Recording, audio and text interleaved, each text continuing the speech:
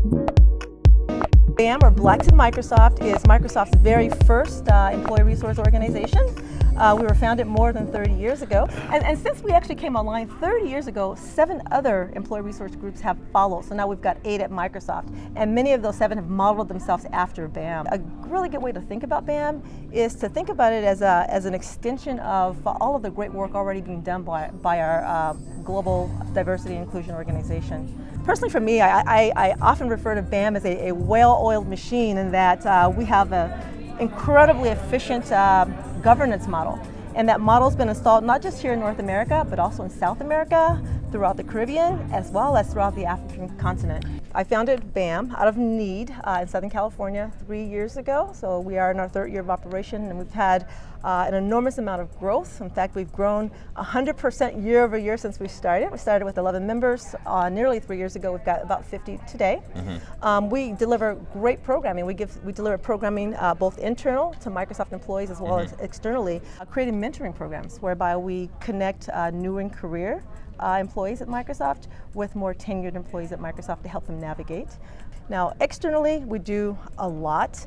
Some of my favorite things are partnering with community organizations like the National Society of Black Engineers, 100 Black Men of America organization, as well as Jack and Jill of America organization. And what we do with those community partners is we actually poach them for talent. So NSBE, or National Society of Black Engineers, we oftentimes get involved in sort of recruiting and hiring. That's eventually. So cool. And then with the other organizations, the youth-oriented organizations like 100 Black Men, what we do is we actually mentor, but we also expose those kids to STEM in hopes that someday they might be inspired to pursue STEM education.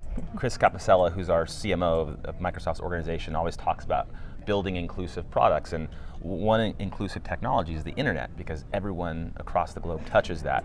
So in order to build inclusive products, you need to have some kind of representation from the global workforce, or global folks that are actually touching the technology, but we need to get more of those folks into these STEM programs. If you think about a high school student today, within 4 to 8 years, that high school student will be working side by side with us. They'll be working alongside us as a peer, right? That's crazy. If we don't get to them now, and ideally even before that, right, the notion of having a more diverse workforce is not going to be possible. So it's a lot of the grassroots efforts on exposing technology to younger kids that organizations like BAM actually participates in is what's going to help make that a reality. My favorite session was Dr. Trisha Rose.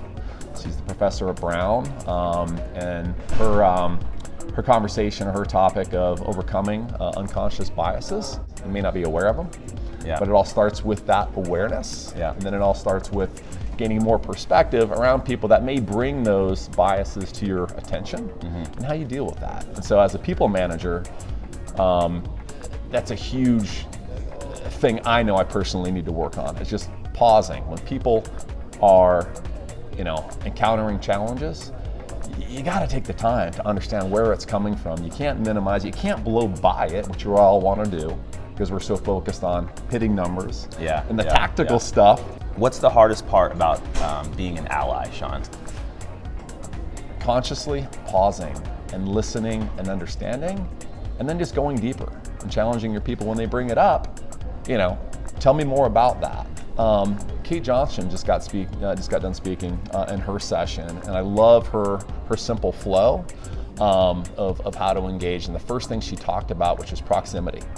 So we can all assume that, hey, if someone's going through something the way it would be, it's a lot different when you get in their shoes or get in their situation and live it, right? So doing that, trying to get closer to the situation, which is really what proximity is all about, is something, again, I need to pause and take advantage of. And when I do that, obviously I understand the situation better, and I can help lead people through a difficult situation when I understand first.